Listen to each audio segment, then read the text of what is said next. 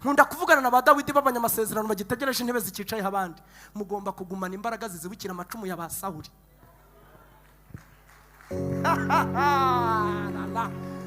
Yamwe ba Dawidi bagitegereje amasezerano, bagitegereje intebe zikicayeho abandi. Ugomba kugumana imbaraga zizibukira amacumu ya ba Sawuli, kuko wabimenya ko uzamusimbura kunangura utarahagera. Gumana imbaraga zizibukira icumu rya Sawuli. Ariko ni nayo yayo Kigariwe n'ubundi amaboko atazakira icyo akumarira, ntakagutindane ajya kurekura karuhura n'amaboko meza.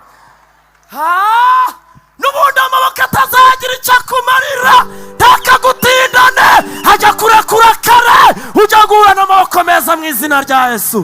Twateye haleluya.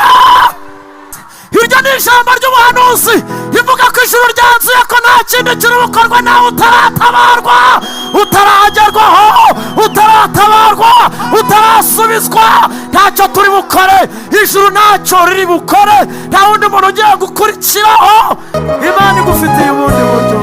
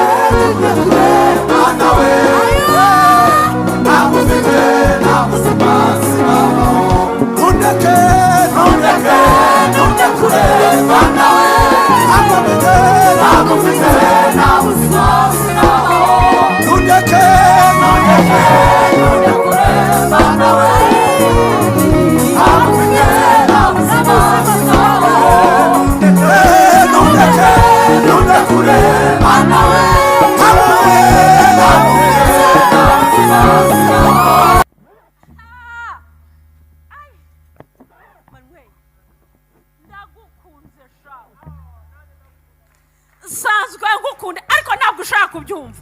Ndabyumva ahantu hose ndabyumva ko ngukunda. Haleluya.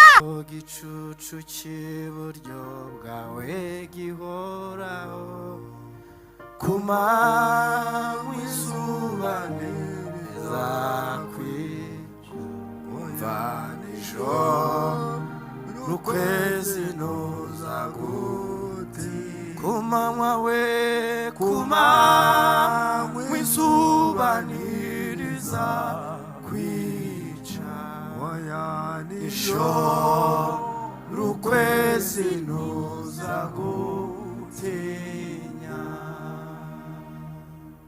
Dusome Bibiliya, ijambo ry'Imana.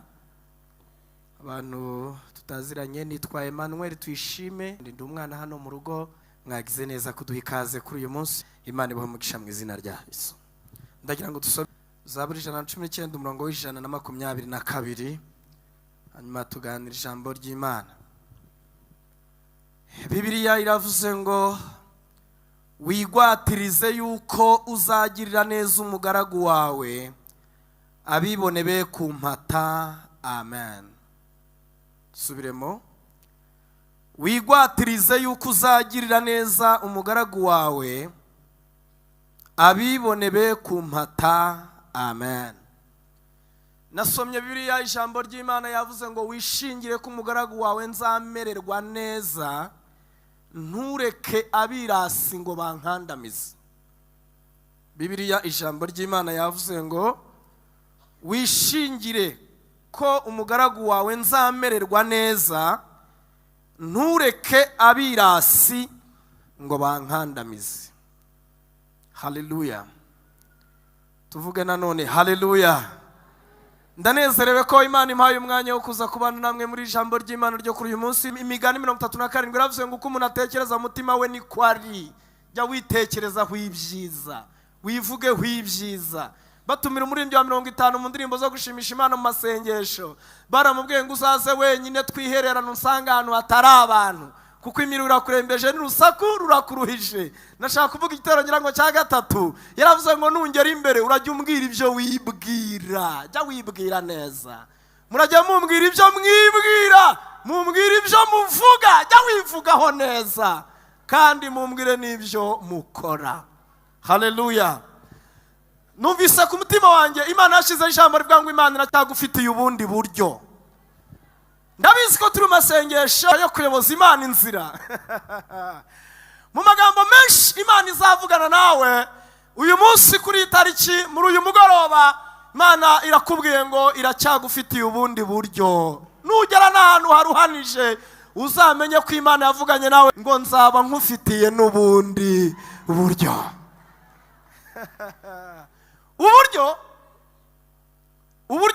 uburyo rusange ni uburyo bubiri abantu rusange bahuriweho, yaba abizera n'abatizera bahuje uburyo bubiri rusange. Uburyo bwa mbere ni uburyo bwa nyiri ikibazo. Iyo umuntu ahuye n'ikibazo aragerageza akarwana no kugira ngo arebe ko yacikuramo. Niyo Abanyarwanda bageze baravuga ngo uhiriye mu nzu ntaho adapfunda imitwe. Burya ajya gushya ntako atagize. Ubwo ni uburyo bwa nyiri ikibazo. Uburyo bwa kabiri umuntu wese abukoresha iyo imbaraga ze zishize kandi atabonye igisubizo cy'icyo yifuzaga, agakoresha imbaraga yanyuma umuntu agira yitwa imbaraga y'akanwa. Gushyira urushyi ku muntu ugatabaza inshuti n'abavandimwe, ugatabaza uti nyabuna mwantabaye. Abatizera iyo baburiye igisubizo muri ubu buryo bubiri basigara bategereje kugwa mu ngaruka zizanwa n'ikibazo bagize.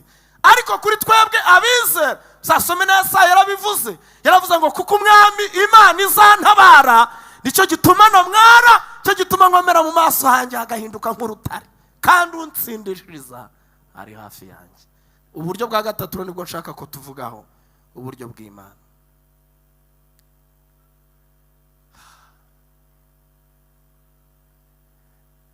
Imana iracyagufitiye ubundi buryo.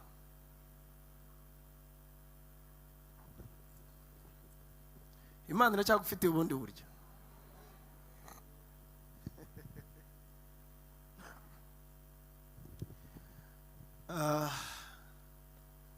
Iyo somye Bibiliya nibaza ibibazo bine. Iri jambo ryavuzwe nande? Yabwiraga nde? Ryari hari habaye iki? Iri jambo ryavuzwe nande? Yabwiraga nde? Ryari hari habaye iki cyatumye umuntu avuga aya magambo akayabwira uwo yabwiye? Igisubizo cy'ikibazo cya mbere, iyi ni Zaburi ya Dawidi. Bwana sifiwe. Iri ni ijambo ryavuzwe na Dawidi.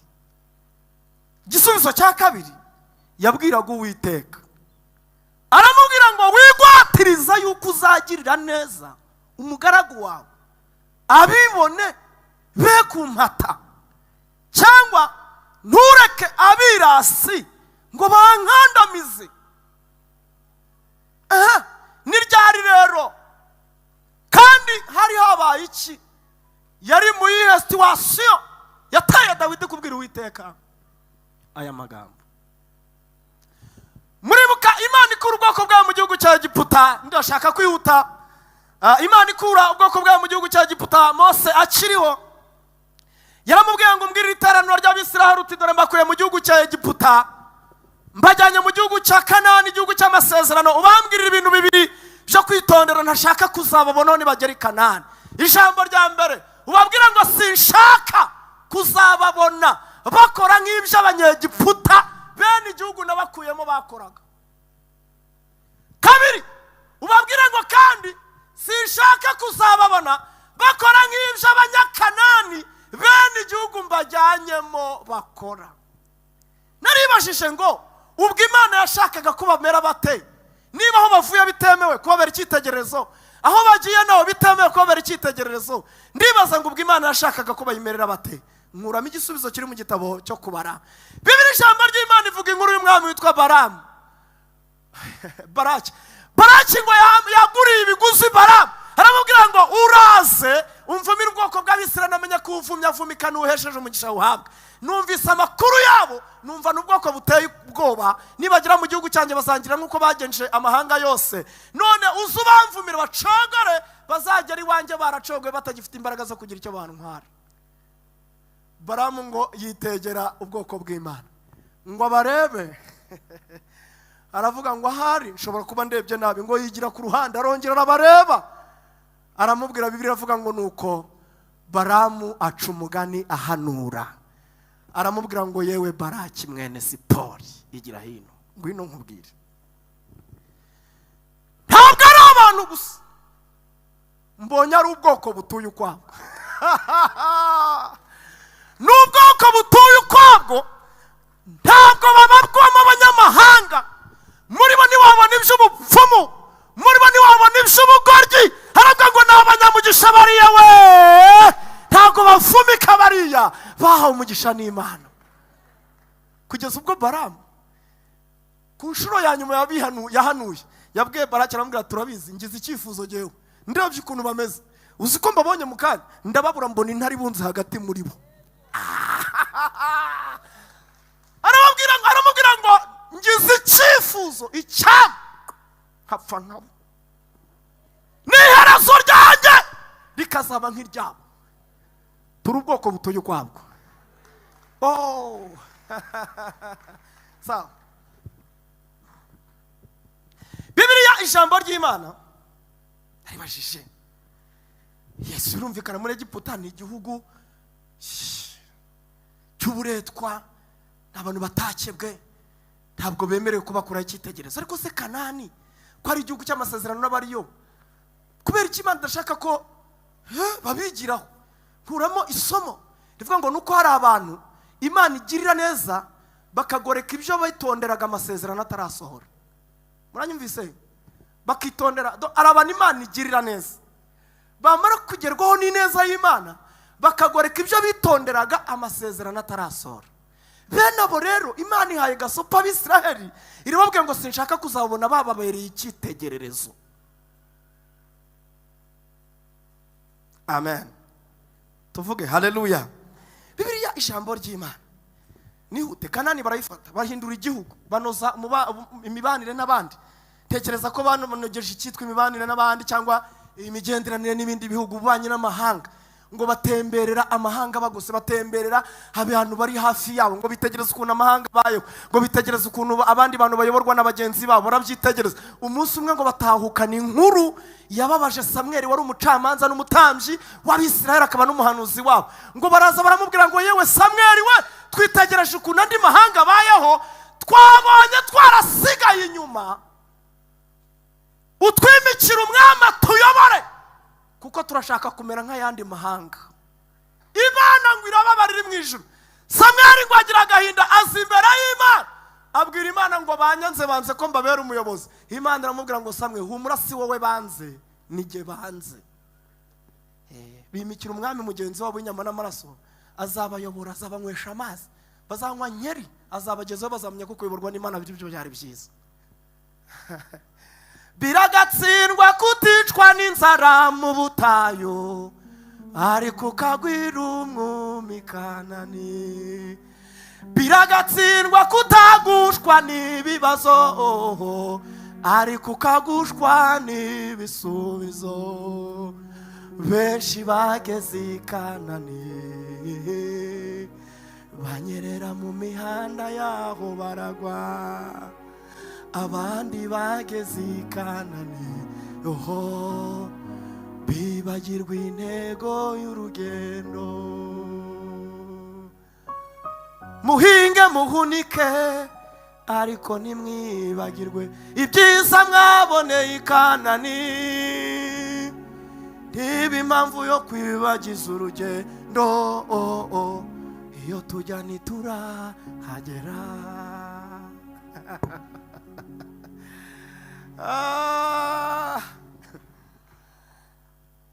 Mwabambye amahema mu butayu, muhiga imihigo ko mutazibagirwa.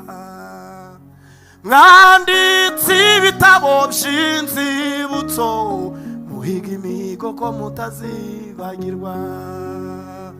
Bamwe bageze i Kanani, banyerera mu mihanda yaho baragwa.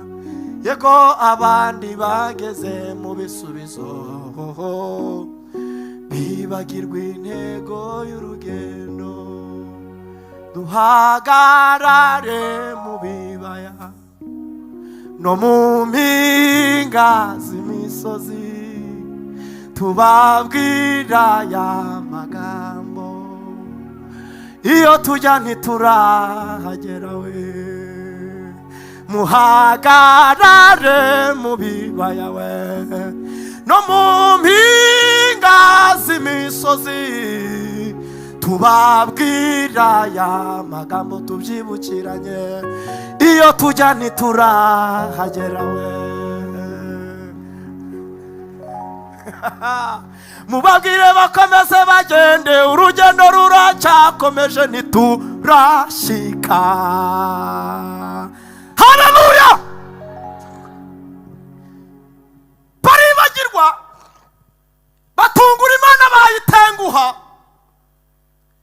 Imana ibwira Samweli ngo bimikire Sawuli mwene Kishi. Murabyibuka yabuze indogobe zase, yego n'umugaragu we bajya kwa Samweli, mpave nihute cyane. Umunsi wo kwimika Sawuli, Bibiliya yavuze inkuru naribajije. Tekereza kuba dutegereje umuntu uri burahira indahiro y'ubuyobozi, tukamutegereza tukamubura. Bibiliya yavuga Sawuli baramushaka baramubura. Samweli abaza rubanda arabaza ngo Sawuli uri burahira indahiro, uri busukwa amavuta yo kuba umwami ari he? Baramubwira bati Samweli nawe Sawuli waba utaramumenya ntabwo muzi. Akunda ibintu kubi. Nguriya aho yihishe mu bintu. Bati yihishe mu bintu, nguriya yibereye mu bintu, buri munsi abari mu bintu. Sawuli ngo baramuzana yimikishwa ku mwami, nihute mpave. Ku mwaka wa 2 amaze ku mwami wa Israeli. Bwana asifiwe. Tuseme haleluya. Ku mwaka wa 2 Imana yari ifite inzika imaranye imyaka, yibwira kwimara umujinya w'ubwoko bwitwaga Abamaleki. Iravuga ngo ndakoresha Sawuli, ariko kibe n'igipimo n'umutego, menye ko azajya yumvira Uwiteka mu byo nzajya mutegeka byose. Sawuli Imana imutuma Samweli, iramubwira ngo genda ubwire Sawuli, yewe Samweli we, umubwira ko ndumva ashaka kwimara umujinya siseme nagiriye Abamaleki, ndashaka kubarimbura, umumbwirira abarimbure abamare, kandi abumvira Uwiteka mu byo mutegeka byose. Sawuli ngo arihuta mpavi, ararimbura, ariko atoranya intama nziza n'indogobe n'inka, ngo n'abantu beza ngabigarura inyarurembo, ngo asanganirwa na Samweli. Aramubaza ngo mbese Uwiteka abanye namwe? Aramubwira ngo nuko Uwiteka abanye natwe. None se mwe mwakoze ibyo Uwiteka basabye gukora byose? Aramubwira ngo yego niko Uwiteka yategetse niko twabigenje. Aramubwira ngo ndumva gutamatama kw'intama none ayo majwi yose numva nayici. Aramubwira ngo abantu twajyanye, mwene muntu niko ateye kuva kera, uhere kuri sokuruza wacu wo dukomokaho Adamu. Baramubajije ngo ninde wakubwiye ko wambaye ubusa? Aho ntiwariye kuri cya gitara, avuga ati ndi umwere, je nawe tukiri babiri twari beza, umugore wazanye. Madamu we ngo bamugira bati yewe Eva, ibyo wakoze ni ibiki? Ati sigaho inzoka waremye. Sawuli bamubajije aravuga ngo abantu twajyanye nibo batekereje ko nituva ku rugamba tuzatambira Uwiteka ibitambo by'uko turi amahoro. Nuko rero nicyo cyatumye batoragura bazana intama nziza zirusha izindi ubwiza, ngo nitugera ino tuzatambira Uwiteka ibitambo by'uko yabanye natwe. Niyo magambo rero mwasomye Samweli yabajije Sawuli, aramaza ngo mbese Sawuli we, wibwira ko Uwiteka yishimira ibitambo kuruta umwumviye? Ubwo utumviye Uwiteka rero nawe ntagukundiye kuba ku ngoma ya Israeli. Samweli ngo ava imbere ya Sawuli ngo asanga rubanda mu mbuga. Nuko Sawuli ngo abonye ko Samweli ateye intambwe yibwira ko agiye kumuteza rubanda, nicyo cyatumye ngo amufata umwenda ucikamo 2, ngo aramubwira ngo umwenda wanjye ucitsemo 2 niko Uwiteka guciye ku ngoma ya Israeli. Imana imara imyaka 38 ishakisha umuntu wazasimbura Sawuli. Birumvikana ubwami buhera mu rugo rw'umwami, yego. Imana ihera mu bahungu ba Sawuli, ishaka umuntu wasimbura se iramura, kandi reka imuburi. Mu Kinyarwanda baravuga ngo ubundi byara uko ibyagiye, kandi inyana ni ya mweru, imfura na se barangana, umwana w'umwambara agenda nka se. Mu rubyaro rwa Sawuli haburamo umwana wazamusimbura. Iyo Imana ikubitira mu batware, ishakishiriza mu bakomeye, ishakishiriza mu bakire, ishakishiriza mu bakene ba hafi. Imana iva mu migi, Imana ijya mu byaro, ishakisha umuntu wasimbura Sawuli ngo yari ifite ukuntu ishaka umuntu ufite umutima umeze nk'uko ishaka. Naratekereje naravuze niyo umuntu afite itafari yifuza gukora ingana akora iforomo yayo, c'est-à-dire que Imana ari ifite iforomo ingana n'uko ishaka ko umutima uzaburi. Yakubitamo imitima ya bamwe igasanga arabyimbye kubera ishyari n'urwango, yakubitamo imitima y'abandi nayo gasanga kubera ubuntu bw'Imana buke hagatima kakanga kuzura mu iforomo. Imana irahiga we. Imana irashakisha, iva mu bayizera ibura umuntu. Imana irashakisha, Imana iva mu bantu ijya mu ishyamba. Kamabwire, iyo Imana ibuze umunyamumaro mu bariho imushakira mu bataravuka igatera ingumba kubyara. Ndasubiramo, subiramo. Iyo Imana ibuze umunyamumaro mu bariho imushakira mu bataravuka igatera ingumba kubyara.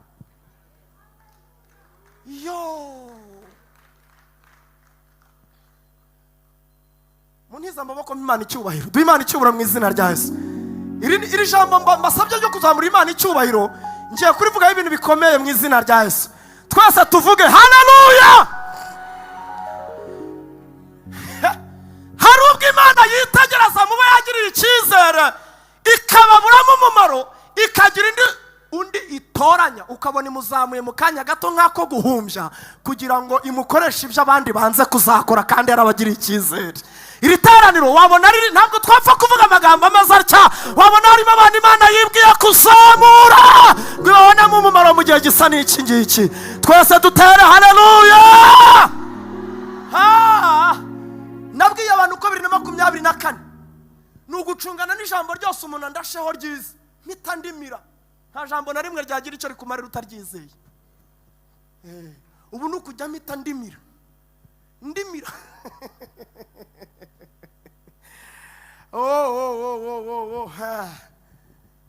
Nta hantu na hamwe rero watura habuze Imana kukugeraho. Nta situation n'imwe wabamo yatuma Imana itakugeraho. Nta ndwara n'imwe warwara yabuze Imana kugusanga aho uri. Imana ivuye mu bantu ijya mu ishyamba hataba abantu. Imana iri kugendagenda mu ishyamba. Niba arasanze Dawidi yicaye ku ngiga y'igiti, niba ari ku gitsinsi cyacyo, niba ari ku mugina, ngo Imana isanga Dawidi ari gucuranga. Iyo nabibwiye abera, reka mbibabwire namwe, ikintu ukeneye gihishe mu cyo ushoboye. Ndasubiramo, ikintu ukeneye, ikintu ushaka, ikintu ukeneye gihishe mu cyo ushoboye. Gukora icyo ushoboye egare kubona icyo ukeneye.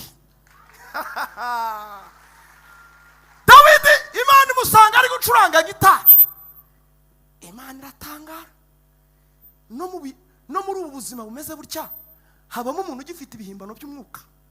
Irumirwa Imana.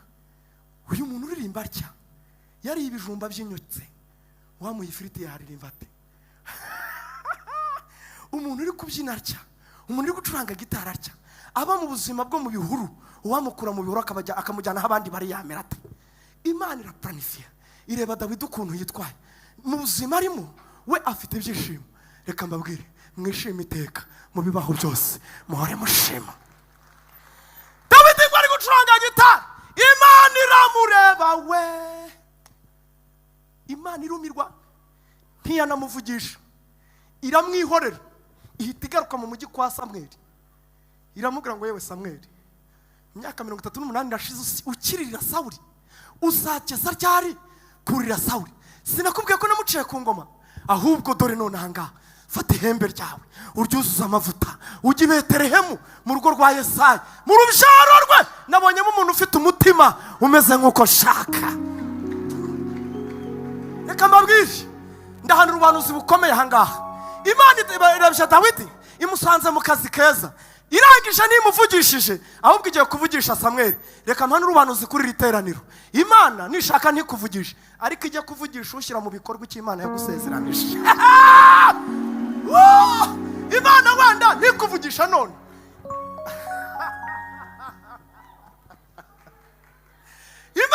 nishaka ntikuvugisha none. Hari ubwo Imana itakuvugisha ukibwira ko hari itakumvise, kandi nyamara ubwo icacatse burya Imana buri mwanya biri kuvuga.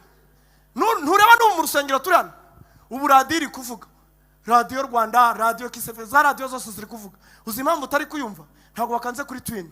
Ubu hagize umuntu ucikwa gato ku gatelefone ke agakanda kuri radiyo, wakumva isamiri. Reka mbabwire, no muri iki kirere niko umwuka wera ameze. Mukande kuri twin, mukande ku mwuka, mukande ku antani, twumve icyo umwuka ari kuvuga. Kandi ashobora kutavugana natwe ahangaha, ndagusengeye ajya kuvugana n'abashyira mu bikorwa iby'Imana yakubwiye, iby'Imana yagusezeranije. Marayika ajya kuvugana n'ababishyira mu bikorwa mu izina rya Yesu. Haleluya. Oh, mwami Yesu we, mwami Yesu we.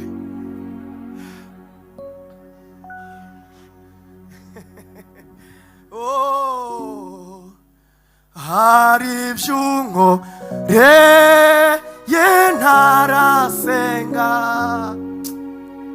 ngunde mu mutima muru. Tube nk'abaha Imana icyubahiro, tuvuga ngo mwami akira ishimwe. Kwishimwe, tuvuga ngo ukwiye amashimwe mwami, ukwiye amashimwe Yesu. Imirimo ya irantangaje ma, irantangaje ma. Utanavuze hari ibyo nkoreye ma. Narasenga ngunde mu mutima muruge.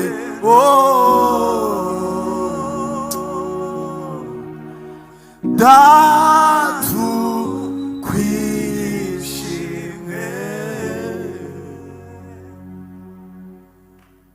Dawidi yigumira muri situwasiyo ye. Ushobora kuba uri buvanga ukabona bikomereje aho byari bigeze, ariko akazi kakozwe kare kose. Marayika yagiye kureba Samweli ushyira mu bikorwa icyo Imana yagusezeranije. Imana imfashe aya magambo yumvwe. Ushobora kuba uri buve hano ugasanga bikomereje aho byari biki, aho wabisize akaba ariho bikomereza. Ariko sindi burenge kuri iyi nteruro ntaguhanuriye ko marayika yagiye kuvugana na Samweli urubishyira mu bikorwa icyo Imana yagusezeranije. Mpave Samweli agaruka azi Betelehemu. Umunsi wo kwimika umwami, Samweli ngo ahamagara Yesayi, haramaza ngo abahungu bawe bose ubabwire baze. Bose baraza, nihute mpave. 7 bose batega agahanga, buri wese yatambuka. Barimo abasirikare bakomeye, barimo abadiplomate, barimo abantu usibye Dawidi wenyine. Reka mbabwire Dawidi gatoya. Musiko Dawidi ntiyigeze ashyirwa mu ishuri na se na nyina, ahubwo ngo umunsi wo kumwikuraho baramufashe bombi, baramumanukana bamugeza ku ifamu ahantu ku biraro by'intama. Baramubwira bati, yewe Dawidi, kadapfuye nikabura kuba kagabo gumaha, uragira intama, nudapfa ntuzabura icyo mara, kabitse nikabura icyo kamara, gumaha. Dawidi ngagumaha. Dawidi ngarabareba we, aravuga ati na mama nonsibere na data navunnye, bose barantaye, barahindukiye baragiye. Abateologe baravuze ngo nibwo Dawidi yaririmbye Zaburi ya 27 umurongo w'10, yaravuze ngo niko abantu bateye bajya badusiga no mu makuba. Aravuga umurongo wa 10, aravuga ngo ari kuwiteka ndabizi ubwo data na mama bazanta, uwiteka we azantarura. Yo korari yitwa La Source Igisenyi bararirimbye baravuga ngo namenye ko umubyeyi wakubyaye yagutererana, kandi n'inshuti ntizitinya kubikora, ariko Imana ya Isiraheli ntigitererana abayo mu makuba no mu byago, ntidutererana mu makuba no mu byago, ntidutererana.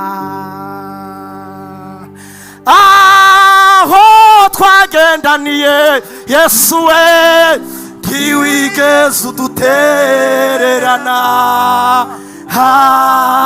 ntiwigeze udutererana. Twongera dusubiramo ngaho twagendaniye, aho twagendaniye Yesu we, ntiwigeze udutererana, ntiwigeze udutererana.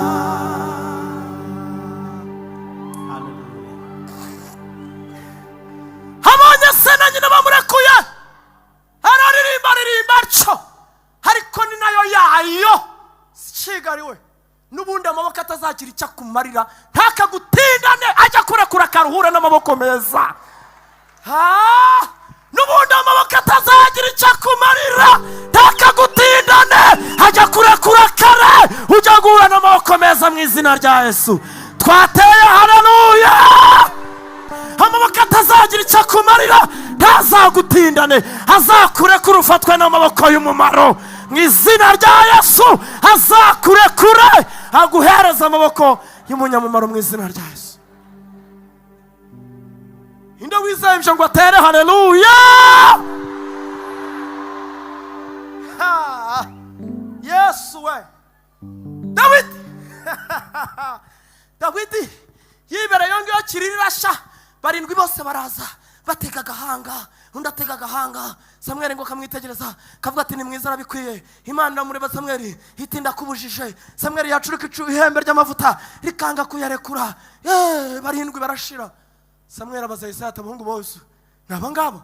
Aravuga ati ni aba ngabo. Iyaba ubu ngubu ariko kuvuga ati ntaho batavangirwa, ubwo nawe uravangiwe, twirire inyama zahiye. Samweli aramubwira ngo ya sawa. Samweli aramubwira ngo ndacyumvijwe. Bwana asifiwe. Ndacyumvijwe nk'iryo nabanje kumva mbere nza.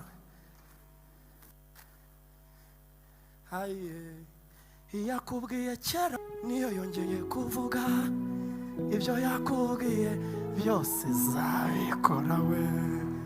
Iza kuzamuri kwicaze ndacyumvijwe. Haleluya. Haravuga ngo ndacyumvijwe nk'iryo nabanje kumva, Imana nibeshye iracyavugana nanjye we.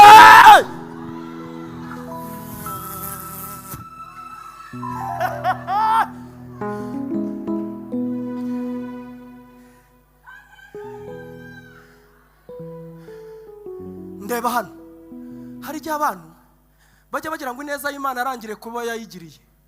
Ineza y'Imana iracyakomeje no kuba ataragerwaho, izabageraho. Ineza y'Imana ntabwo yarangire kuba yayigiriye. Ineza y'Imana iracyakomeje we. Yakubwiye kera irongeye iravuze, ibyo yakubwiye byose izabikora. Yego iza kuza muri kwicaze, ntuzibagirwe we, ntuzibagirwe ko wahoze.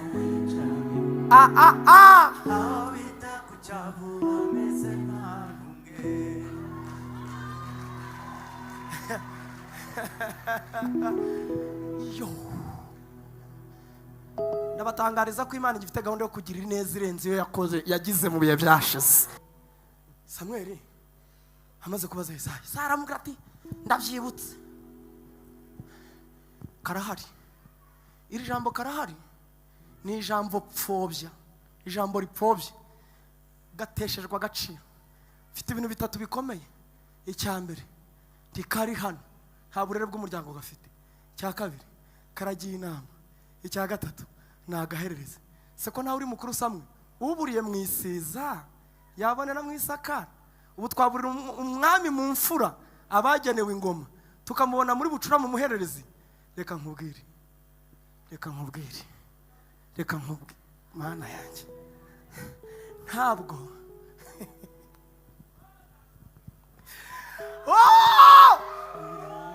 abantu babona yuko ibyiza atari wowe bikwiriye. Imana yo yakubona ikabona uruti bikwerere, ikabona uruti bishongore, kuko ireba mu mutima uko kanya ikakwemera, ikakwemeza n'abantu. Uri mwiza Mana kandi yego uri mwiza Mana kandi urahebuje. Haleluya.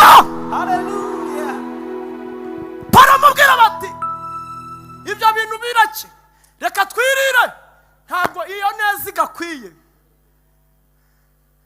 Dore ntaryo umwaka ushize ari nanabakumbuye niyo yayo. Mpoberera umuntu kwegera umubwira ngo ineza y'Imana ni wowe ikurikijeho, ni wowe ugezweho, ni wowe ibereye. Umaze gupimwa urangana n'ineza y'Imana, urasa n'ineza y'Imana, urasa n'ibyiza by'Imana, ukwiriye iby'Imana ikora.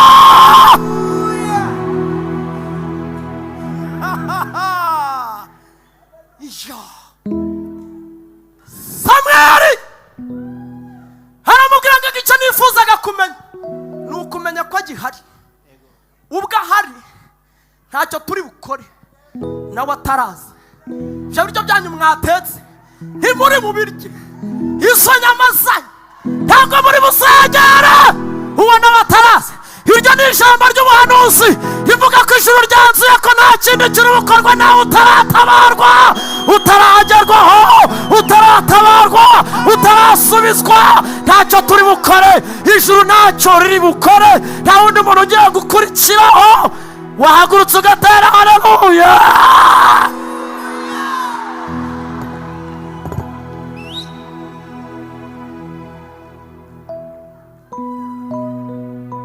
Ndumva ineza y'Imana,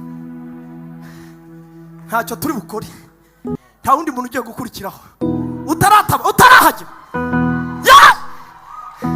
N'abataguye ibirori ntabwo bakibitaje utaratabarwa, n'abatatse ibiryo ntibakibiriye utaratabarwa. Ntacyo turi bukore, ntacyo turi bukore, ntacyo turi bukore. Iwe ndakuraye iseranye ngo mbataramo kwizera ko ibyo ndi kumva. Panga hita wagiranye imishinga yose itakundaga, uyibwe ngo mwa mishinga mwe nta bandi bantu bagiye gutabarwa nanjye ntaragerwaho. Nimwe mukurikiyeho, nimwe wabwe Imana igiye kungiriraho neza. Twongera dutera haleluya. Mpave kubera ko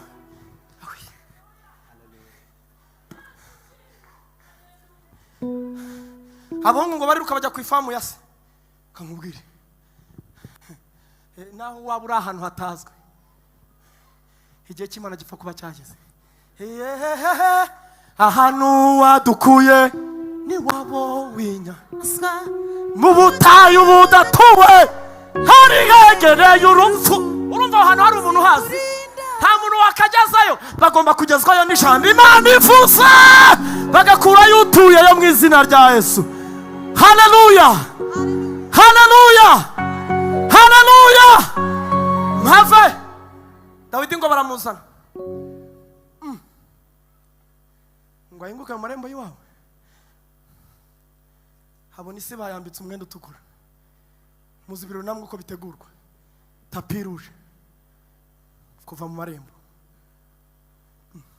insina baziteye, tente bazidekoye, intebe bazambitse imyenda.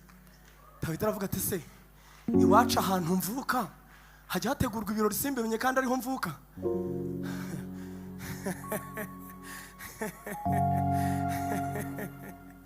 Hari igihe uba muri situation igatuma hari amakuru utamenya. Hari igihe uba muri situation ntumenye ibyabaye iwanyu kandi nawe wari umugenerwa amakuru. Hari kumva reka mutangarize, ndatangaje ngo buri gatwe kose kigeze ihembe ry'amahirwe yawe kigirayo nyiramavuta yaje.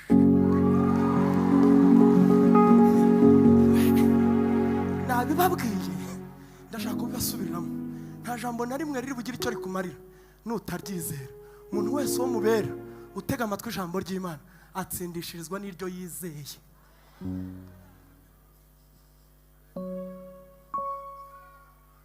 Umuntu Bibiliya Paulo yaravuze ngo twebwe mu ntambara zacu turwana dutsindishirizwa no kwizera. Aravuga ngo ariko kwizera ni kuzanwa n'ikindi, kuzanwa no kumva amagambo y'Imana. Iyo umuntu yumva ijambo ry'Imana agenda azamura igipimo cyo kwizera. Biba bisa no kuba uri ku rugendo wapfumukishije imodoka ipine y'inyuma cyangwa iy'imbere, wamara ugashyiramo ijeki. Iyo umuntu yumva ijambo ry'Imana aba ameze nk'ukaraga icyuma cy'ijeki, yigize imodoka ye hejuru ngo abone uko ashyiramo undi mupine. Iyo wumva ijambo ry'Imana ugenda uzamura kwizera kwawe, igipimo cyo kwizera kigenda kizamuka, Imana ikaza kubona inyuzi neza yayo n'imirimo ikorera bizeye mu izina rya Yesu. ijambo ryose uri bwizere riraza kugukorera mu izina rya Yesu.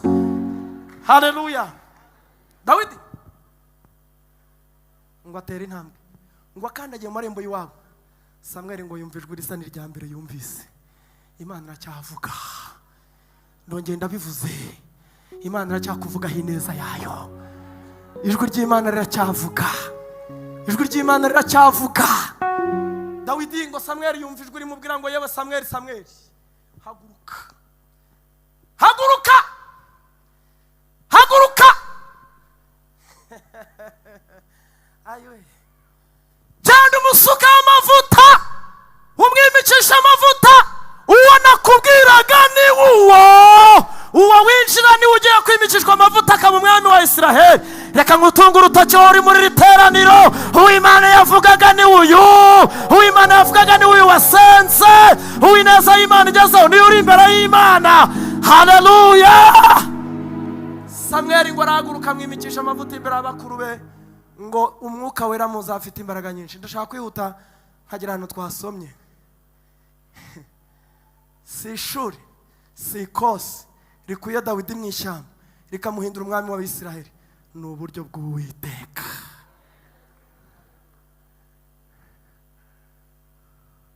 Muri hano ongera umubwire ngo Imana iracyagufitiye ubundi buryo.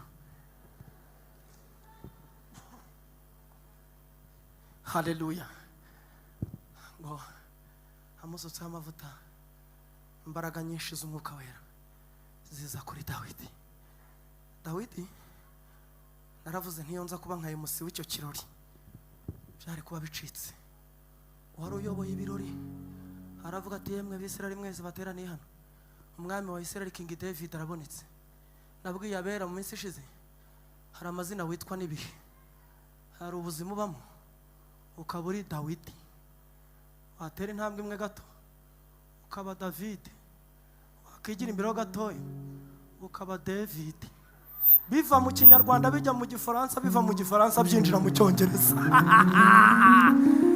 But King David umwami w'Abisirayeli arabonetse. Baramwubararira, bamukomera amashyi, bamubwira ibintu bibiri. Ijambo rya mbere, ibi birori nimwe byari byateguriwe mwami Nyagasani.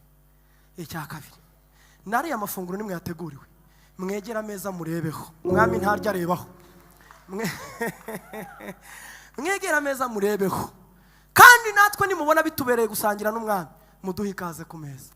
Uwo babwira kubingingira kubaha ikaze ku meza, ibyo ntabimenyere mu ishyamba, umuntu wese yokora icyo yokeje muri runonko.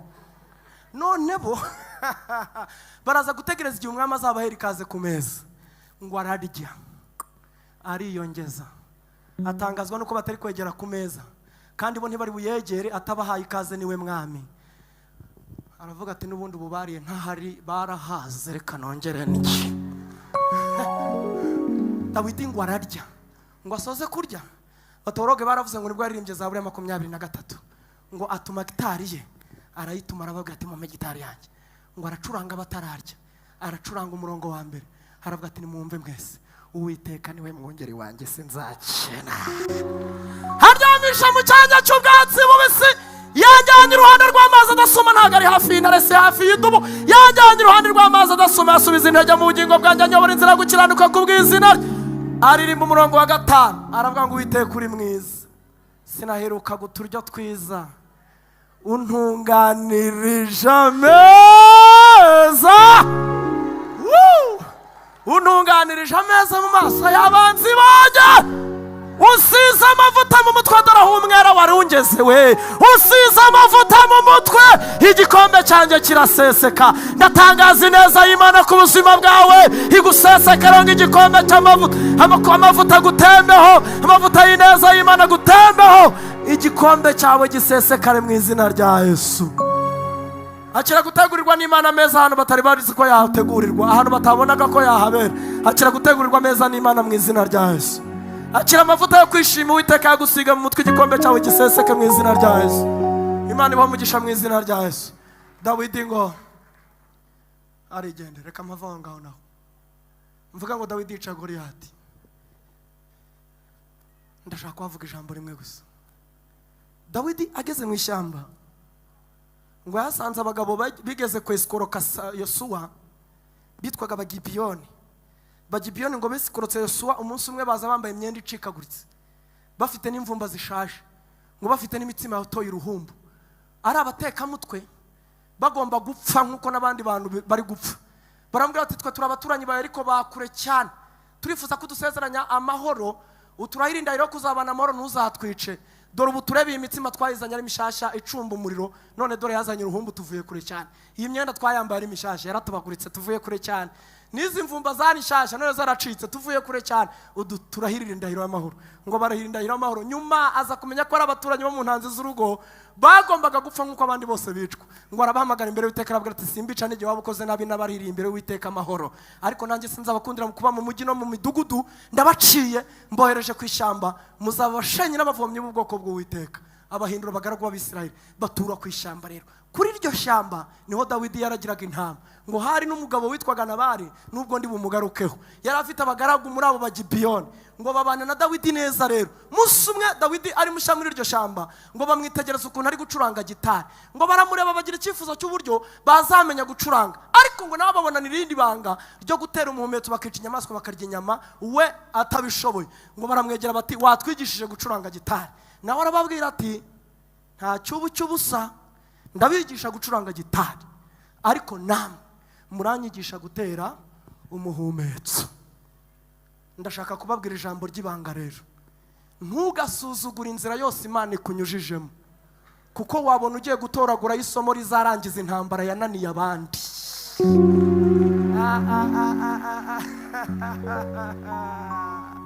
Ndabisubiramo, ntugasuzugure. Ntituri kuyoboza Uwiteka Imana inzira.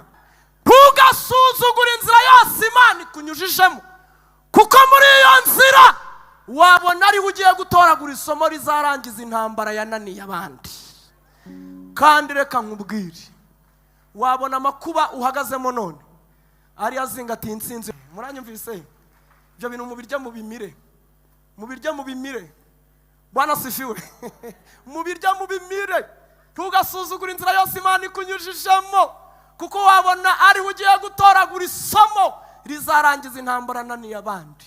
Dawidi asangana ingabo z'Abafilisitiya n'Abisirayeli barahanganye, bari kurwanisha amacumu, inkota, inkoni na bya bikoresho byose gakondo bakoreshaga. Dawidi ngo arabitegereza, yumva umugabo ibintu ari kuvuga, aratuka ubwoko bw'Imana, aratuka umwami w'ubwoko bw'Imana, agatuka Imana ya Isirayeli. Na n'isaha mu gitabo cy'amategeko ya Isirayeli iryo tegeko ririmo, ryaravugaga ngo umuntu natuka Imana agatuka n'umwami bazamwicisha amabuye. Ni nacyo cyatumye Yezebeli adakoresha ikindi kwa Naboti, yaravuze ngo muvuge ko yatutse Imana n'umwami. Bagabo b'ibigoryi bamushinja iryo jambo.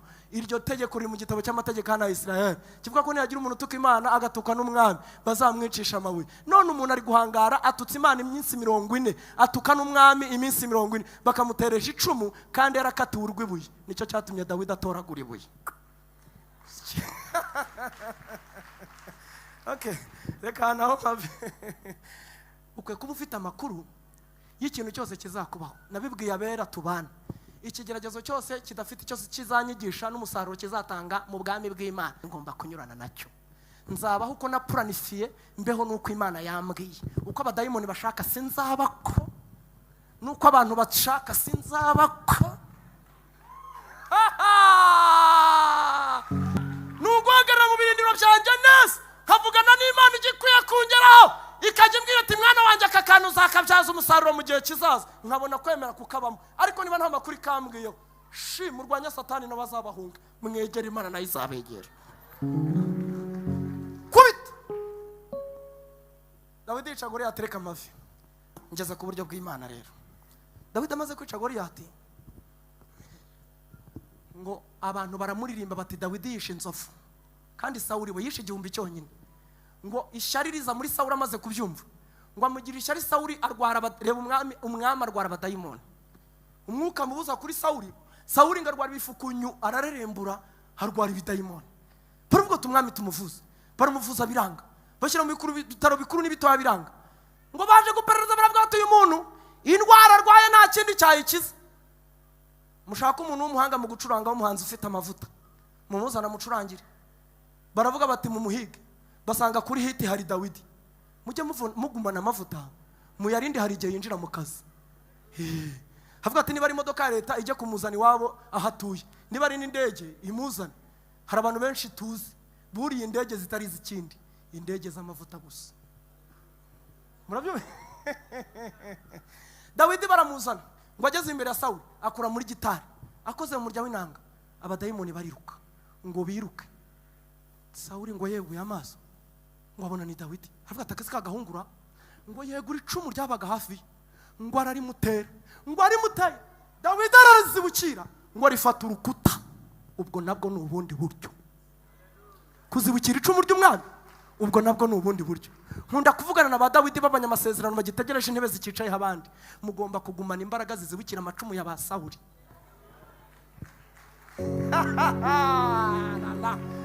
Yamwe ba Dawidi bagitegereje amasezerano, bagitegereje intebe zikicayeho abandi. Ugomba kugumana imbaraga zizibukira amacumu ya ba Sawuli, kuko wabimenya ko uzamusimbura kunangura utarahagera. Gumana imbaraga zizibukira icumu rya Sawuli. Dawidi ngo arirukanka mu byo bamuhembye umukobwa w'umwami umunsi yica Goliyati, ngo yikubita mu rugo mu mwinjiro w'urugo rwe, yinjirana umugore we Mikali. Mikali ngo aramureba aravuga ati bahite mutware, ko mbona uturufuzi bigenze bite, kuti bitabapfu baye iki. Hari bumubwira ngo so yaranyishe. N'ubwa mbere abonye umusaza wenze kwivugana umukwe we. Avuga ati se ndabigira umukobwa we, aragira ngo nubujarwa. Ngo yikubita mu buriri, yakubisa mu buriri ngo umukobwa akimubaririza yumva ku rugi barakomanze. Ngo agarutse asanga n'abajepe barinda se.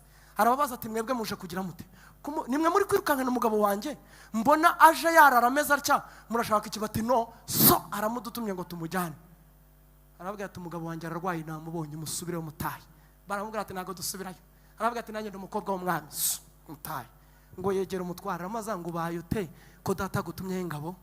Aramubwira ngo nubundi yaranyishe, niba ntumyeho ingabo n'ubundi bwarashaka kunyica, iyo akiri upfakaye ukiri muto. Mikali ngo areba Dawidi aramubwira ati mutware, je nkapfakara nkiri muto n'ubwenge nzi n'iminsi maze muri iyi nzu, reka nkwereke. Shajewe aramubwira ngo inzu narayizengurutse, hari ahantu nabonye akadirishya, ngo nkwereke. Ngo aterura Dawidi ngo aramwuriza inzu, ngo amunyuza mu kadirisha. Dawidi akwihanze y'urugo arirukanka.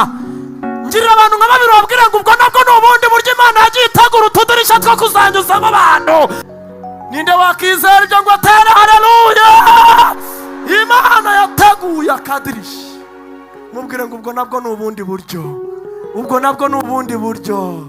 Hari akadirisha Imana yateguye. Mpave nihuta. Dawidi ngo arirukanka, nibwo mwasomye ngo ajya mu buvumo bwa Adulamu. Abayo we, abayo n'ingabo ze nizicika Sawuli zikamusangayo. Dawidi ngo inzarira muryo, imuryana n'ingabo ze.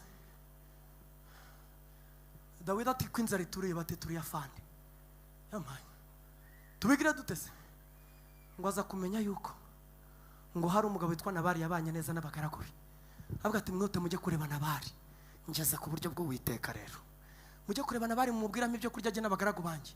Mumunyibutse n'igihe Dawidi mwene Yesayi umugaragu we nabanye neza n'abagaragu be. Ngo bagezeyo abagaragu ba Dawidi babikira Nabali. Nabali ngo arabarebaze, hari ikekeza, hari batasikari we. Muri iminsi abagaragu bacitse bashabuja bigira inzererezi. Mujyane mubwira iyo nzererezi ko ntabyo kurya by'inzererezi mfite. Taka mumva imbere. Ngo baragenda baca ku mugaragu urinda urugo rwo kwa Nabali. Baramubwira ngo ibintu shobuja koze, nitugaruka turabarimbura mwese, turabirya mutagihari. Turarya ibi biryo muri guteka mutakiriho kubera amagambo sobuja tubwiye. Ngo umugaragu abibwira nyirabuja Abigayili. Abigayili ngo abimenye ngo ashyira amatandiko ku ndogobe. Aravuga ati Dawidi ndamuzi naza araturimbura nk'uko bavuze. Ngo atera intambwe ageze mu marembo yiwe, ngo ahura na Dawidi yazananye n'ingabo ze kurimbura urugo rwo kwa Nabali. Ngo amwikubita imbere aramubwira ngo yewe Dawidi mwami w'Abisirayeli, umbabarire icyaha cy'umugaragu wawe ari we mugabo wanjye. Izina ni ryo muntu, uko yitwa niko ari, yitwa Nabali, kandi umenye ko bisobanuye ikigoryi. Jye nari nkuzaniye ibiryo nk'umugore w'ubwenge, akira ibiryo wirire, uzigire ku ngoma y'amahoro utariho urubanza rw'amaraso y'ikigoryi. Dawidi ngareba Abigayili umugore wa Nabali. Aravuga ngo mata ubwenge bwawe bushimwe, umugore w'umuhanga kabisa. Yaje no kumucyura umugore wereka Mpave.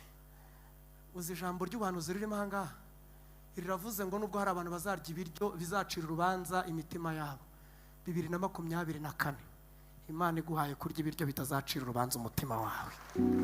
Reka ndashaka kuvuga ibintu uko biri. Imana izaguha akazi katazagucira urubanza. Amafaranga y'umwaka azabara amafaranga yo kutagucira urubanza. Uzayarya nta mutima uguhagazemo. Muranyumvise? Ibyo bibabeho mu izina rya Yesu. Ubwo nabwo n'ubundi buryo. Dawidi ngarava aragenda. Undi munsi ngo arasonza. Ashonje aravuga ati ariko nagize umumaro ku rusengero, reka njye kureba umupasiteri. Ngaza ku rusengero asanga umutambyi imbere. Ngo aramureba umutambyi ngo amusanganira hariya muri parikingi. Ngo amukoraho aramubwira ati Dawidi mwana w'Imana. Umwami Imana aravuze ngo uzaba umwami wa Isiraheli kandi na Sawuli nubwo aguhiga arabizi kutazabura ku mwami wa Isiraheli. Umutambyi baravuze ngo amen. Dawidi aramubwira turakoze kumpanuriye ibyo nubundi sibwo bwa mbere Imana yabivuga ariko sibyo byagenzaga.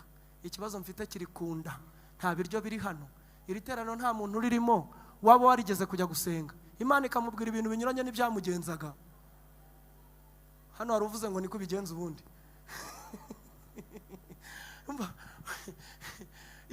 Dawidi aravuga ati ibyo bintu ntabwo aribyo byangenzaga. Inabivuze kenshi njye mfite ikibazo cy'inzara ahubwo muri uru rugo nta biryo bihari. Mutambyi aramubwira ati muhungu wanjye nta biryo bihari, hari inyama n'imitsima y'abatambyi kandi urumura yicura bizi. Iwe aramubwira ati rero ntago wabirya. Aramubwira ati nagira Imana umumaro mu rusengero sinapfa sinzagwa hano. Mujye mukunda kugirira Imana umumaro no ku rusengero, mujye muhaza abashumba bahari cyangwa badahari, Imana irabyibuka. Dawidi ngo araza yinjira mu cyumba, yinjirana umutambyi arya inyama n'imitsima by'abatambyi. Dawidi ngo arasohoka. Reka mbabwire buri inzara nimbi ndanabasengeye Imana izabarinde inzara mu izina rya Yesu. Iyi nzara igeze ku muntu imutwarira ibintu bibiri icyarimwe, imutwara ubwenge n'ubwoba byose bikagendera rimwe. Iyo umuntu ashonje nta kintu atakora kubera iki? Ubwenge n'ubwoba bigendera rimwe agasigara ari nk'igihe aramagara meza rye. Dawidi rero kubera inzara yahoze agenda mu muhanda nta bwoba, ubwoba bwagiye, ubwenge bwagiye, ariko ngo amare kurya ubwoba buraza. Nta n'inkoni mfite yiwe, nta ntwaro mfite hano, ndanyura he? Ubundi se kare kose yanyuraga hehe? Yiwe ndaca hehera niko paste hano nta ntwari hari ngo muyime nyitwaze kubona nagiye imbokoboko kandi mfite abanzi bangose. Kare kose bari hehe? N'ubwenge bugarutse buzanana n'ubwoba. Hagati ndapfuye hehe baranyica. Aramubwira ati we Dawidi we nta yindi ntwari iri hano usibye ya nkota wicishije Goliyati. Dore ngiri yahizingiye muri efodi mu nguni hariya. Aramubwira ngo yewe mutambyi niba ari iyo ngiyo yimpe ntayayiruta, yimpe mbaraza, yimpe ntayayiruta. Dawidi ngo arayifata.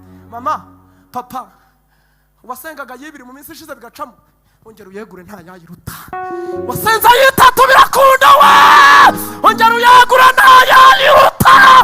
Intwaro wakoresheje mu gihe cyashize ikagukorera ntuyireke. Uraba utarayisize 2023 we, ongera uyegure ntayayiruta. Dawidi ngo ariruka asanga abagaragu biwe.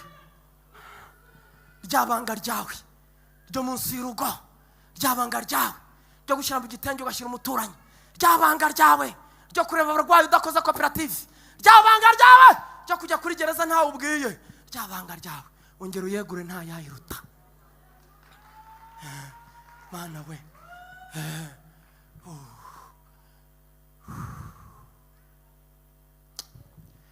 Dawidi ngo araho turi kumwe. Yesu ashimwe. Imana iracyagufitiye ubundi buryo. Iyo Imana iracyagufitiye ubundi buryo. Dawidi ngo araho ngo arava ngo avuye ku rusengero ngo hari umugabo witwaga Dowegi ngo hari mu idirishya abona ibibaye. Dawidi baramuhanuriye, bamuhaye inyama n'imitsima y'abatambyi, bamuhaye n'intwaro ngo ahita ajya kugambana kwa Sawuli. Imana izakurinde Dowegi w'ubunyamagambo uguteranya n'abandi, Dowegi w'amanyamagambo uvuga inkuru zawe zabaye n'izitarabaye. Imana izamukurinde n'izina rya Yesu. Sawuli Dowegi aramubwira ngo mbonye umwanzi wawe nimero ya mbere. Haramaze ngo Dawidi muhuriye, haramubwira ngo burya warabicuritse ntubizi, umwanzi wawe wa mbere ukomeye ni pasiteri. ni wa mutambyi wo ku rusengero akoze ibintu bitatu bikomeye. Ahantu rero Dawidi ko azaba umwami numvaga, ubwo bivuze ko upfuye utakiriho. Umva umunyu n'urusenda, Imana izakurinde Dawidi. Kabiri, amuhaye inyama n'ibitsima by'abatambyi, kandi uzi yuko uriya mwana ntago ari umupasiteri n'umurayiki.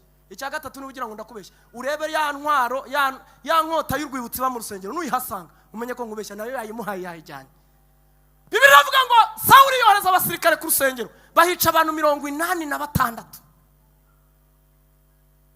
umubare 86. Ngo haragaho ko umutambyi ngo kareba ukuntu abantu inkota iri kubara, ngo gasimbuka urugo kitwaga Abiyatari, ngo gasimbuka urugo kariruka gasanga Dawidi na Yotirama, karamubwira kati yaba wari uzi ibyusizi wacu data n'abantu bose bari ku rusengero. Sawuli atumye ingabo barabishe. Umva amagambo mwasomye Dawidi yamushubije, yaramubwiye ngo nukorera ubwo wowe urokotse inkota ya Sawuli ukabukize, gumana nanjye ntacyo uzaba, kuko uhiga ubugingo bwawe n'uhiga n'ubwanjye, nugumana nanjye ntacyo uzaba. 2024 uhiga ubugingo bwawe n'uhiga ubwa Kristo, uzagumana na Kristo ntacyo uzaba. Haleluya! Ubugingo bwawe zabugumisha muri Kristo ntacyo uzaba. Mpave nihute ngera ku musozo ku ijambo twasanga. Uwo munsi ngo haca ibihe barongera barasonza. Dawidi ari kumwe n'ingabo, ari kumwe n'abana b'abahanuzi, bari na Yotirama mu bihe byiza, ariko ngo bose barasonza. Dawidi rero aravuga ati ariko sobo ndaguma muri aba bantu bari guhanura, mu kanya bagataka inzara, mu kanya barababarize, noneho ndagira ntera muri uyu mujyi wa Kigali. Numvisemo akantu bita ngo nuguheza umujyi. Guheza umujyi ngo nukuba umuntu w'umugabo adafite akazi, ngo yamara akavyuka mu gitondo agahanagura inkweto neza, agatera ipasi, agatebeza, akavika buga jugu giporoso ku kivumu, akazamuka ku gisimenti, akirirwa ameza atyo ngo aheze umujyi, kugira ngo batarira bakamubaza irindazi, batarira bakamubaza umugati, ngo aragaruka nijoro basinziriye kandi akirirwa aheze umujyi. Dawidi nawe abavamo Dawidi ngabavamo nawe ngajya guheza. Aravuga ati abana be gukomeza kurira abana b'abahanuzi imbare mu maso bahoze bavuga Imana neza, ngo aragenda gake mu bintu inzara ikorera umuntu igezeho, uwigezeho nkuko nabibabwiye kare imutwara ubwenge n'ubwoba, icya kabiri imumena amaso. Dawidi nawe rero inzara imumena amaso, ngo akajya abona abagabo hirya iriya baganira, akavuga ati bari abagabo baraganira nk'abiziwe, bameze nk'abariye, uwabegera ntibabura icyo bamarira umugabo mugenzi wabo. Aba yamenetse amaso, aba ari kubona ingabo z'Abafilisitiya zirinze umupaka, akagira ngo ni Abisiraheli, arenga urugabano rw'Abisiraheli agera mu Bafilisitiya.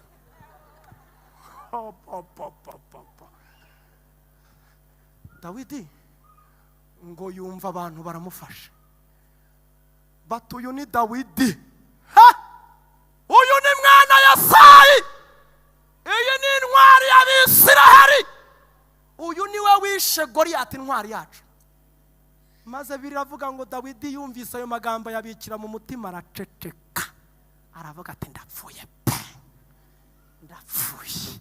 Nibwo amaso ngo yahumutse abona bambaye teni za gisirikare z'Abafilisitiya, aravuga ati ndapfuye we.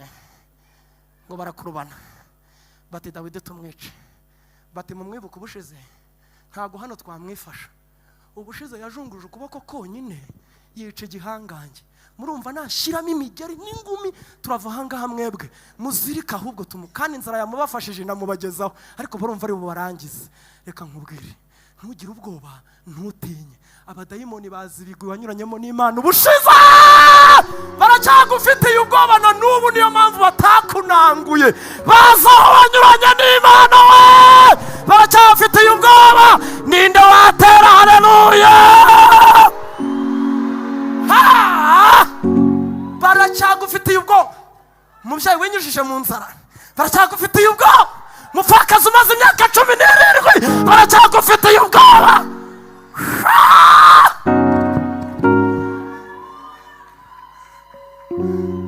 Baracyagufitiye ubwoba we, bya bintu wanyuranyemo n'Imana mu myaka ishize baracyagufitiye ubwoba we.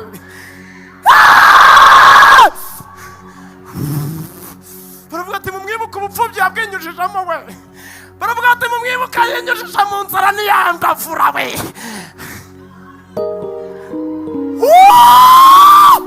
Mumwibuka agatima karagarutse ariko tumenya batakenyeshe Dawidi ngo baramufata baramuzirika baramuzamukana reka mbabwire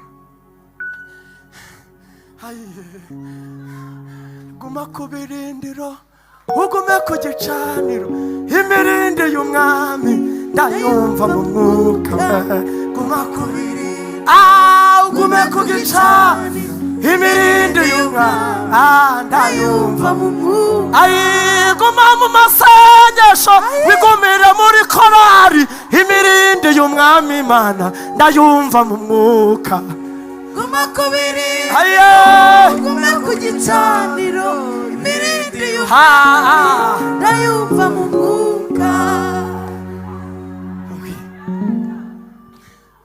Satani reka ntangaza kandi ndumva naho uburenganzira umuntu wese uri muri iterano agahanura umuntu ukwegereye shingira kuri iri jambo umubwire ngo ibintu byose wanyuzemo biracyari ibigwi mu maso y'abadayimoni ntibazagutinyuka muhanugira ibintu hanura umuntu mwegeranye mubwire ngo guma ku ibanga ryawe bya bintu wakoranye n'Imana hashize hantu wanyuranye n'Imana hashize bya bintu wakoranye n'Imana bya bintu wanyuranyemo n'Imana biracyari urwibutso mu maso y'Imana n'abadayimoni barabizi barabizi niyo mpamvu batagutinyutse barabizi niyo mpamvu batakutinyutse barabizi niyo mpamvu batazakwigabiza niba witaye ku byo Imana ivuganye nawe atere haleluya.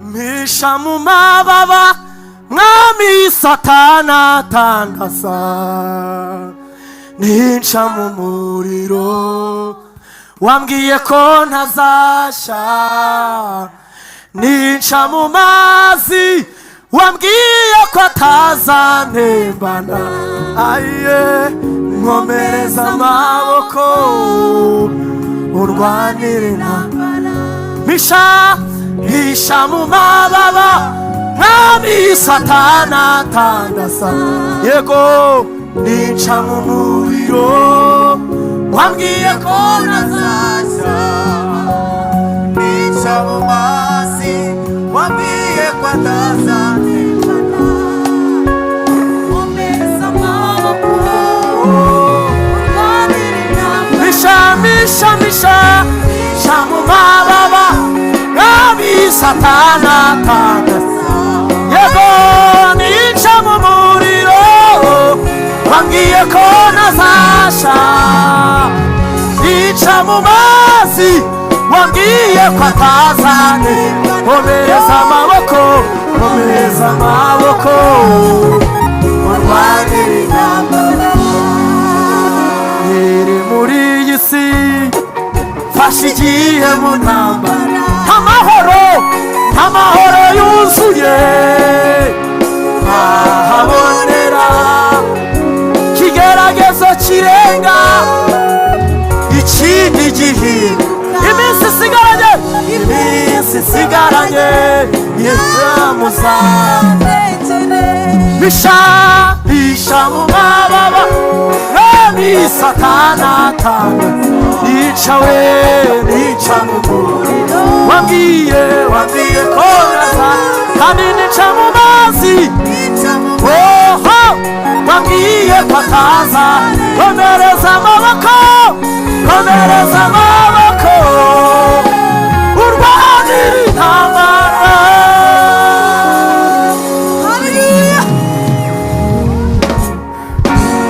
Haleluya haleluya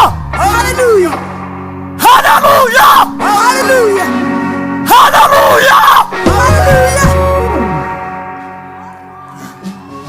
Bibiliya ndashaka dusanga Imana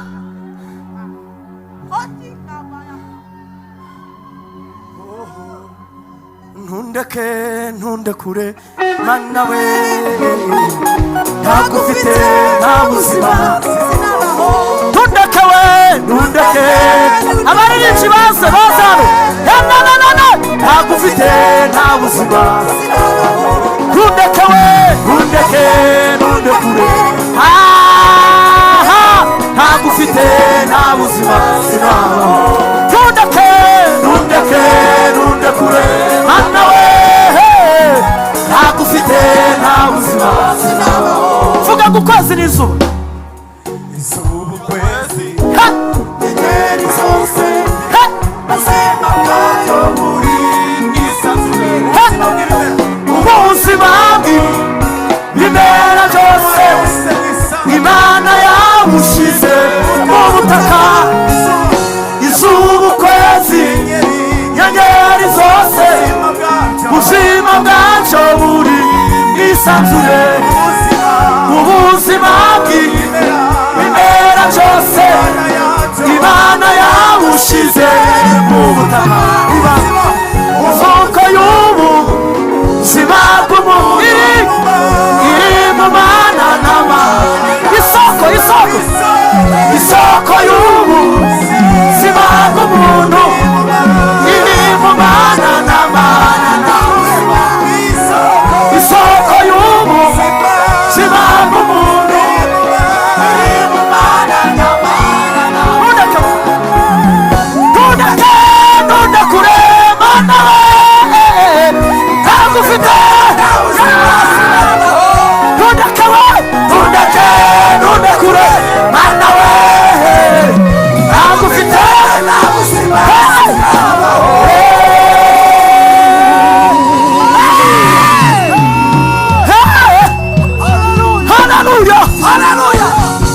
Haleluya. Ndashaka ko dusengera muri iri jambo. Dawidi ngo baramuzamuka. Dawidi ngo baramuzamuka. Mushaka mwe muhagaze nta kibazo, ndashoje. Dawidi ngo baramuzamukana 2024.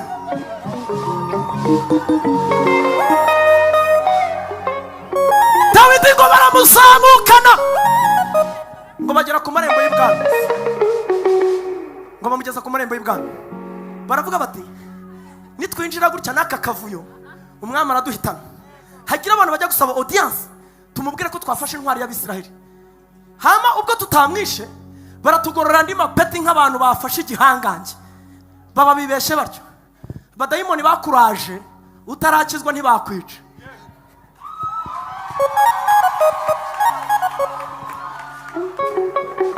Bibwira ko nibakwica umaze kubatizwa ariko ngo bazabagaburiye Satani inyama iryoshye. Imana irakurinda ikuvugaho n'ibintu izasohoza mu myaka ishitaha. Haleluya. Mbahobere ndise hoberera umuntu kwegera umubwire ngo Imana ntizatuma ijambo ryayo uripfana, ikurindanya n'ijambo ryayo.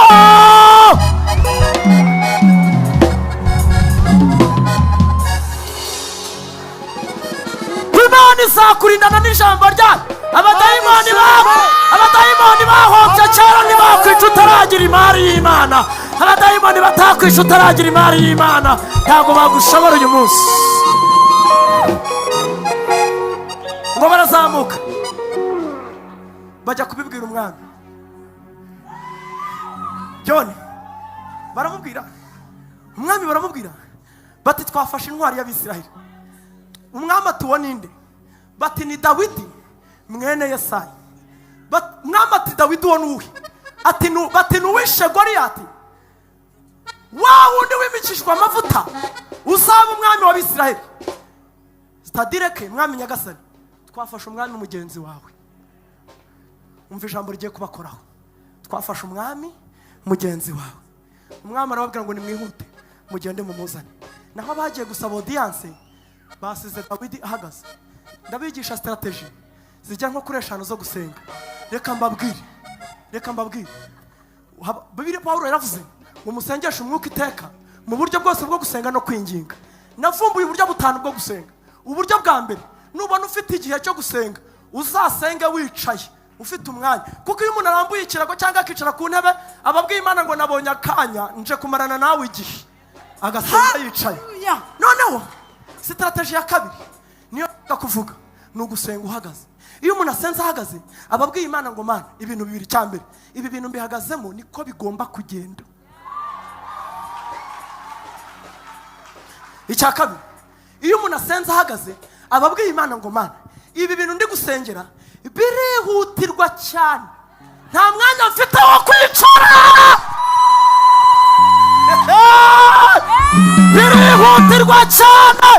birihutirwa cyane, niyo mpamvu mbisangiye mpagaze ndashaka kujya kureba icyo bikozeho. Haleluya. Dawidi ngo asenga ahagaze mu bintu byihutirwa. Rero umva, Dawidi ngo asenga ahagaze abwira Imana ngo Mana wibuke ko najyaga ngendera muhanye n'amategeko yawe.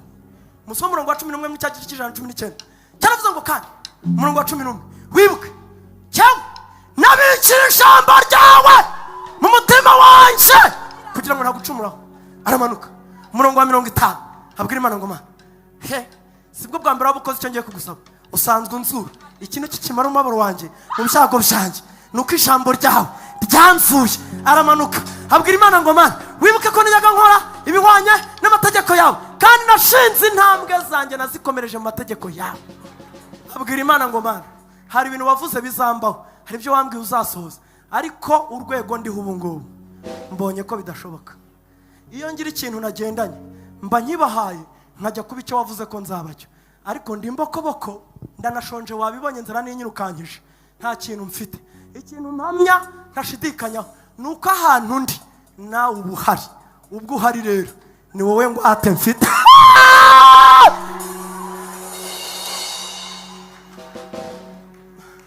Mabisho ngwino mama, ko ndumva ntazi ukuntu mbaye.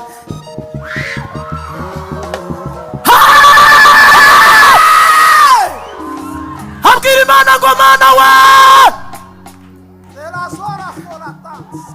niba ukibikomeje kuzagirira neza umugaragu wawe wigwatirize. Abwira Imana ngo wigwatirize.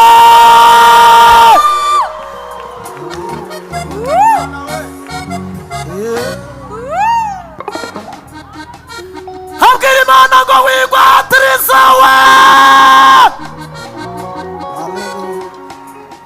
Imana iri mu ijuru yumva ijwi rivuzwa n'irya Dawidi, iramubwira ngo yewe Dawidi humura. Imana ngo iramanuka imukora ku bwonko.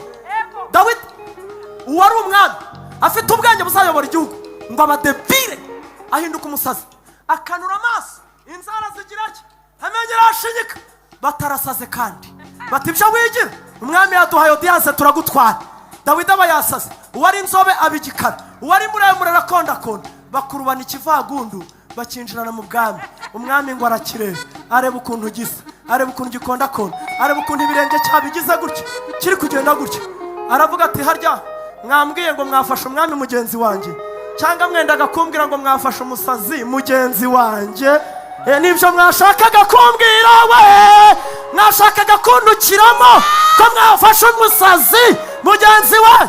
Aravuga ngo mbara rimwe cyangwa kabiri ntakibabona hano. Dawidi ngo bamusohokana batyo bamujugunya inyuma y'umurwa. Imana irongera imukoraho. Dawidi agarura ubwonko bwe asanga ishati zacitse, ipataro zacitse. Aravuga ngo ikintu mperuka mbwira Imana ngo yigwate. Umenya yigwatirisha we. Imana yameye kukubera igwate, Imana yameye kwigwatiriza, Imana irigwatirije, Imana yameye kukubera igwate. Muhobere nanone cyane uwo muntu, umubwire ngo ubwo nabwo ni ubundi buryo, ubwo nabwo ni ubundi buryo. Imana igufitiye ubundi buryo, Imana igufitiye ubundi buryo, Imana igufitiye ubundi buryo.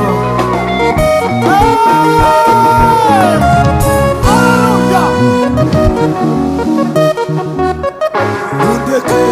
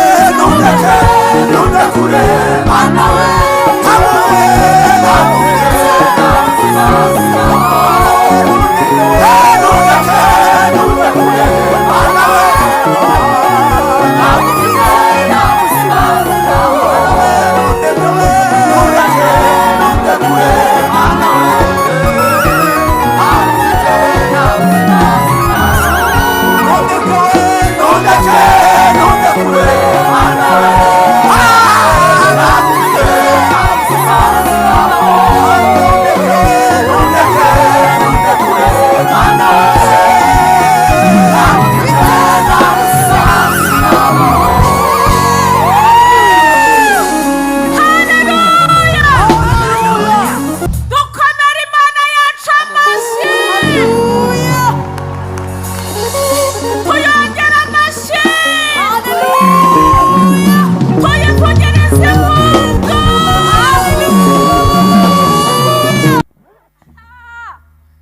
Ai, Manuel, ndagukunze sha, nsanzwe ngukunda ariko ntabwo ushaka kubyumva. Ndabyumva aha, ndabyumva aha, ndabyumva ahantu hose, ndabyumva